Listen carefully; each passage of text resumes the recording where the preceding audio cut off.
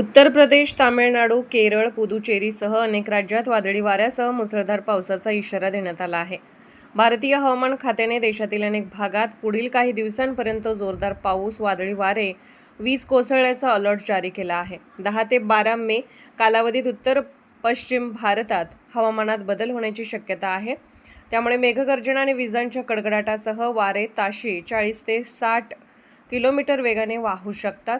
IMDच्या माहितीनुसार पुढील काही दिवसात उत्तर प्रदेश, बिहार, पंजाब, हरियाणा, राजस्थान, हिमाचल प्रदेशातील काही भागात पावसाची शक्यता आहे. तर केरळ, तामिळनाडू, पुदुचेरी या भागात 6-7 दिवसांपर्यंत मेघगर्जना आणि वेगवान वाऱ्यासह पाऊस कोसळण्याचा अंदाज आहे. हवामान विभागाने अरुणाचल प्रदेश, आसाम, मेघालय, पश्चिम बंगाल आणि सिक्कीममध्ये मुसळधार पावसाचा इशारा दिला आहे. दक्षिण भारतातील केरळ आणि तामिळनाडूच्या काही भागांमध्येही मुसळधार पावसाची शक्यता आहे.